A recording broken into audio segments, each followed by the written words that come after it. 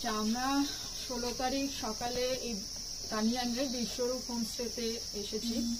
তো মানে আমি কিছুটা স্টাডি করেই এসেছিলাম এখানে।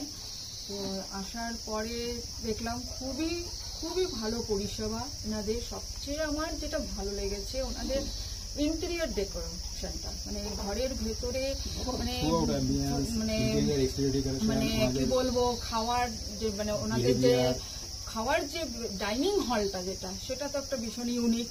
তারপরে যেটা হচ্ছে ঘরের ভেতরে বেড থেকে শুরু করে টয়লেট এত সুন্দর, যেটা আমার খুব ভালো লাগে, হোয়াইট, সমস্ত হোয়াইট ফ্লেভার, আর সেটা এত সুন্দর মেনটেনেবল, মানে একদম একটা দাগ পর্যন্ত পাওয়া যাচ্ছে না, খুব ভীষণ নিট অ্যান্ড ক্লিন।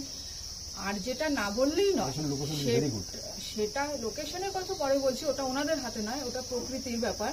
কিন্তু যেটা হচ্ছে ওনাদের যেটা মানে মেনটেন করছেন ওনারা, খাওয়া অসাধারণ, খাওয়ার টেস্ট খুব ভালো, মেনু ওনাদের ভীষণ ভালো।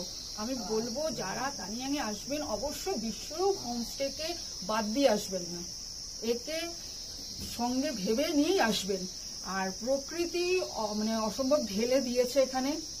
কিন্তু আমার দুর্ভাগ্য, আমি এখান থেকে অসম্ভব সুন্দর কাঞ্চনজঙ্ঘার ভিউ, যেটা আমি মনে হয় অন্য কোথাও থেকে আর এত সুন্দর দেখা যায় না, কারণ আমি যতটা স্টাডি করেছি তাতে আমি দেখেছি ডিফারেন্সটা, সেই জন্যই আমি এসেছিলাম। কিন্তু আমার দুর্ভাগ্য এই সময় একটা নিম্নচাপ চলার কারণে আমি সেইভাবে কাঞ্চনজঙ্ঘাকে দেখতে পেলাম সেই রূপটা।